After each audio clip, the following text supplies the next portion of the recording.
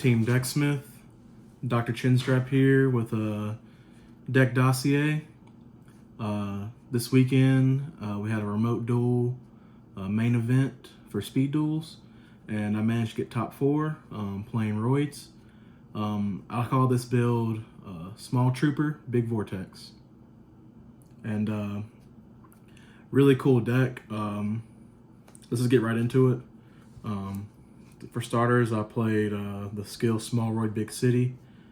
The skill is really good. Basically, it pops a face-up card on your field, and it lets you search a Roid card, and then when a Roid battles, you can send a Roid monster from deck to graveyard and swap their original attack and defense for cool battle phase tricks. The reason why I built the deck was I really wanted to abuse Vortex Trooper. This card is really neat and fascinating. It's especially good in this deck. Basically what he does is when he's normal summoned, you can shuffle 2 cards from your hand back into the deck and draw 2 new cards. And then when he's destroyed by the skill, normally, you'll draw a new card. So a lot of advantage can be built off this. It goes really well with Supply Squad, which we're going to play 3 of. Really broken card and really broken combo in this deck. You can pop the Vortex Trooper or pop any of your Roids that are become dead or whatever the situation is and draw additional cards. So with this combo, you're really drawing 2 cards and searching a Roid during your very first turn or middle of the game. Say you lose the die roll and you're going first and you manage to open up Vortex Trooper or Vortex and Supply Squad. You're going up 3 cards because you're starting the duel with a field spell in play, and then you're drawing 1 off this for being popped, and you're drawing 1 off Supply Squad for this being popped. So it really sets you up good. It fixes bad hands. You can draw into the proper defense you need. Supply Squad's also especially good right now because there's a lot of widespread ruin in the format. So just kind of neutralizing that. Yeah, if you lose your monster, you're still regaining a card. You're really good card right now, and really puts the deck. When you play this deck and you see how this works in conjunction with the rest of the cards, you draw so many cards, you get so much advantage. It's really overwhelming for your opponent. A lot of people get kind of frustrated when you're battling it. Next, Lava Golem, the main boss monster of the deck. You have to play this. It's so good right now, especially with the way your defense is set up in this deck. It's extremely hard to play around Lava Golem.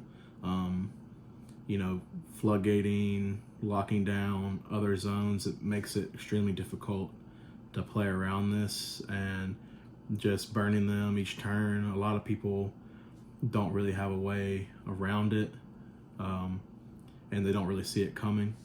And it gets you out of sticky situations, or sometimes where you need to get stuff off the field, and he just helps you out a ton. Onto the Roid package, you're playing 3 Submarine Roid. This is your main attacker of the deck.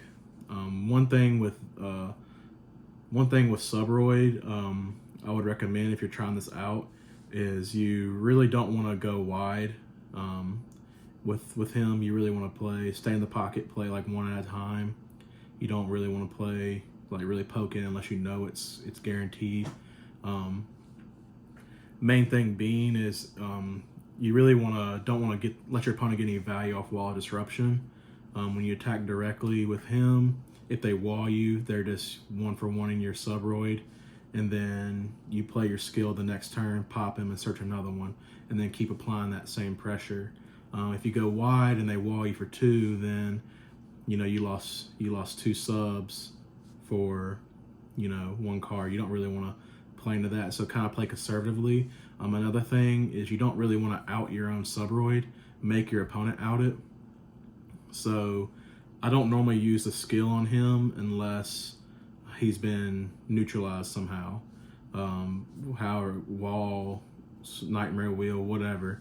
If they've wasted a card on him, then I feel okay to pop it with the small Roid Big City. I really want to use him to slowly whittle down your opponent's life points. You know, it gives them a 5-turn clock. A lot of times, the first couple pings they don't really care about, but then the closer they get to 0 life, you know, you start really forcing out reactions, which is good. So just don't go wide with him, and you'll be a-okay. Next, you got 2 Drill Roid. What can I really say? I mean, it's a really great card for obvious reasons. Beat around pesky cards, you know, rats, you know, big defense, anything kind of in your way. Flip effect monsters, just works really good, especially if you have like Sphere Kribo or Floodgate and you really need to clear out stuff. He's really good. So definitely 2 of this is good toolbox. Next, play 2 Steamroid. Good beater.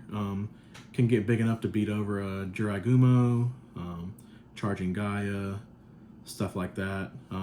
Just can put in good damage on like a alchemy token. Just good card. Definitely like having 2 in here. Next, 1 Mixroid. Really good card. He's a Lone Fire Blossom for the archetype. Distribute him and summon a non-win Roid, which is pretty much the rest of them. Really good card. He also has 22 defense, which can translate into 22 attack because of the skill, which can come up really nice. And his graveyard effect to banish him and other Roids to summon a fusion monster comes up a lot late game to really close out your opponent. So, and then we have 1 last Roid, Express Roid. Good recursion. I probably only play 1 of this. It is worth playing. I look at this as my 4th and 5th copy of Submarine Roid. Really good. Next, we got 2 Galaxy Cyclone. This is a really good card. This is the Spell and Trap removal that's best for this strategy because for one, when you're playing against skilled opponents, they're going to really want to destroy your skill card. And that way you don't keep getting advantage off of it.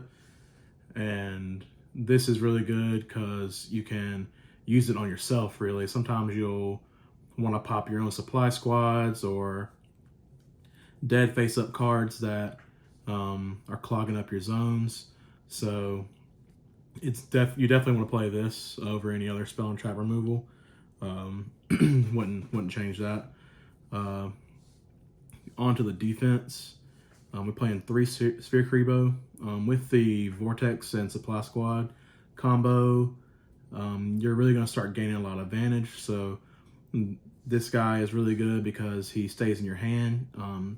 I really wanted to play a card that can defend my life points and my sub-roids without being committed to field.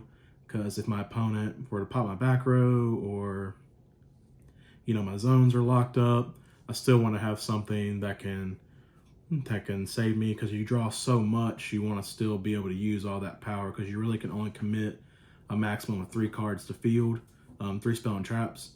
So, and if one of those is taken up by Supply Squad, you know, you're only going to commit 2 cards. So it's good to have something like that, like Sphere.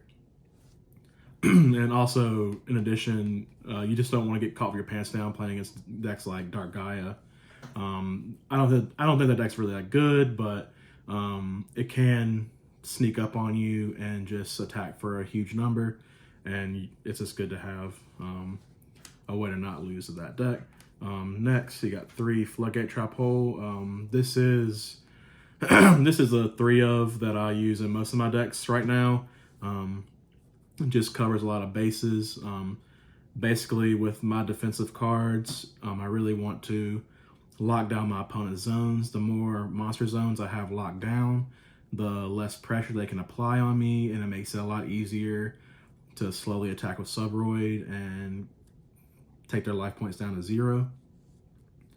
And people, not a lot of people are on Book of Moon right now, so it's kind of hard to play around this. The main way you're going to play around this is Tribune over it, and there's not a ton of decks that are really doing that right now. So definitely wouldn't change that. Next, I play 1 Nightmare Wheel and 3 Spellbinding Circle. These all kind of fit the same card roll. Nightmare Wheel obviously better because it deals the burn damage. Basically, the idea, sticking to the theme of locking down your opponent's zones. Spellbinding Circle isn't as good as Nightmare Wheel, but they all synergize the skill really well. If they get stuck in your face up, if stuck face up in your spell and trap zone, just pop it, add a Roid. Pretty neat card. A lot of people don't see it coming. A really cool thing about these cards are they don't lose to the Joey skill that I'm just gonna attack. So really neat that it they don't lose to that. So basically, by playing all your defense in your deck that can't lose to Joey, it basically negates their skill because they're not really gonna get any value off negating cards in the battle phase. Finally, to wrap it up, in the main deck, I got 2-0 Gravity. Just a good card. To some extent, it doesn't lose to Joey. It also like plays around Windstorm. If they Windstorm, you can chain this and put it back in attack mode, your monsters. You know, it just has a little bit more application than Windstorm, so I'm playing this instead. Just a good card. I don't think I would change that. It also doesn't lose. It helps me not lose to Dark Gaia, which is pretty neat. And moving on to the extra deck, I got 1 Necroid Shaman. He's the main one you'll end up summoning off of Mixroid.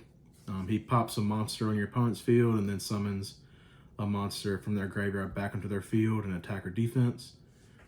Pretty neat. He can set up game shots. Pretty cool. Like during the top 8, I popped the guy's monster and summoned Lava Golem back on his field, and that was pretty devastating. So you can do some cheeky stuff like that as well. Next, you got Jumbo Drill, level 8. So it takes 8 monsters off Mixroid. Doesn't come up very often, but you just want to have it there just in case. He does piercing, which is pretty neat. Ambulance Rescue Roid. You rarely ever go into this, but you just want it in case you need 23 damage off Mixroid. Stealth Union. Technically, you can summon it because it's a level 9. You play 9 Roids. I've never actually done it, but you know, you never know, right? And then we got 2 memes in the extra deck just to be a little cheeky. And then finally the side deck. Nothing too crazy. 1 more Galaxy Cyclone just for additional back row hate. Really good against Battle Survivor. Just an overall good card. And then 2 macro. Just good coverage across the format. A lot of decks just lose pretty hard to this, so good to bring it in. I mean, there's so many strategies that hate this card. Ojamas, vampires, you know, there's a ton of decks that don't like their stuff being banished. So good card.